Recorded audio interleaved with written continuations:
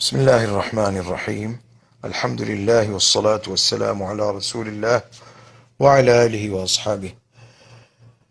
میرے دوستو، یہ واقعہ جو میں سنا رہا ہوں اس کو بہت غور سے سنیے اور اس نیت سے سنیے کہ اس میں جو سبق ہے اور اس میں جو عبرت اور نصیحت ہے اس سے آپ فائدہ اٹھائیں گے۔ یہ واقعہ ایک عرب دوست نے بیان کیا کہ وہ نماز پڑھنے کے لیے مسجد گیا تو مسجد میں نماز کے بعد جب اعلان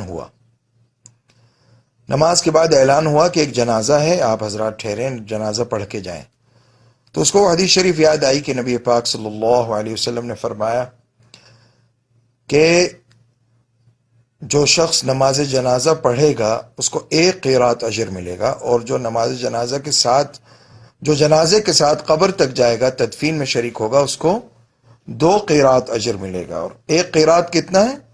احد پہاڑ کی برابر۔ تو اس نے کہا کہ اتنا بڑا اجر حاصل کرنے کا موقع مل رہا ہے، اس نے جنازے میں شرکت کی۔ نماز جنازہ پڑھنے کے بعد اس نے کہا کیوں نہ میں جنازے کے ساتھ قبر تک چلا جاؤں تاکہ تدفین میں بھی شریک ہو جاؤں اور میں 2 قیرات یعنی دو پہاڑوں کی برابر اجر لے کر واپس آؤں۔ خیر، وہ تدفین میں شریک ہوا اور اس کے بعد اس نے کہا کہ کسی مسلمان کی تعزیت کرنا، اس کے غم میں اس کو تسلی دینا، یہ بھی تو کتنا بڑا ثواب ہے۔ تو اس نے سوچا کہ کیوں نہ میں تعزیت کر کے جاؤں۔ اب وہ شخص جانتا نہیں تھا کہ میت کے ورثہ کون ہیں، اس کے رشتہ دار کون ہیں، اس کے والدین، بہن، بھائی، یعنی اس کے بھائی کون ہیں، اس کے چچا کون ہیں، ماموں کون ہیں، کس سے تعزیت کرنی ہے، اس کو معلوم نہیں تھا۔ تو وہ سب لوگوں کے چہروں کو غور سے دیکھنے لگا کہ جن لوگوں کے چہروں پر زیادہ غم اور تکلیف اور غم کے آثار ہوں گے ان سے تعزیت کر لوں گا، وہی لوگ میت کے رشتہ دار ہوں گے، قریبی۔ تو اس نے دیکھا کہ ایک نوجوان وہاں کھڑا ہوا پھوٹ پھوٹ کر رو رہا تھا اور اس کے ہاتھ میں موبائل تھا، پھوٹ پھوٹ کر رو رہا تھا۔ تو اس نے اس سے تعزیت کی اور کہا اعظم اللہ اجرکم، احسن اللہ عزاءکم، غفر اللہ لمیتکم، دعائیں دی۔ جب دعائیں دیں تو وہ اور زیادہ رونے لگا۔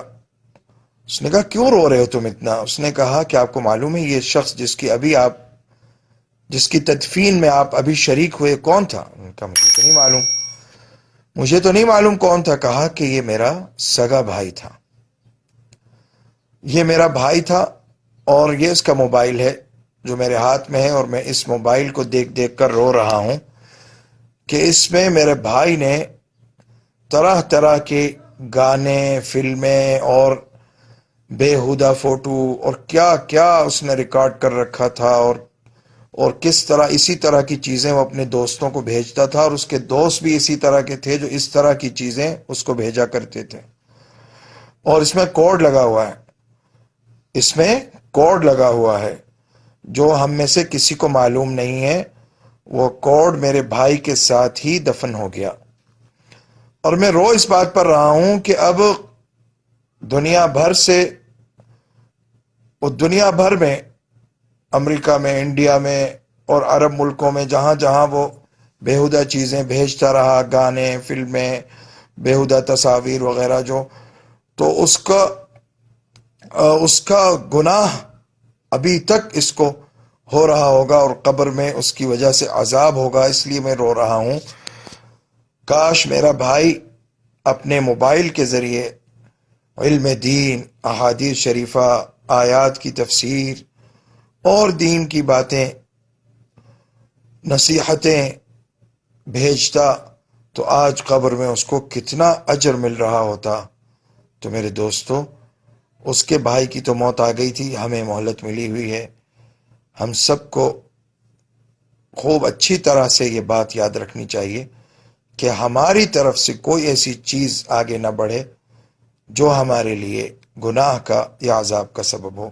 اللہ تعالی ہمارے گناہوں کو معاف فرمائے اور ہم سب پر رحمتیں نازل فرمائے، اور اللہ تعالی ہمیں اللہ والا بنا دے۔ اللہ تعالی غفور و رحیم ہے۔ وصلی اللہ وسلم وبارک علی نبینا محمد۔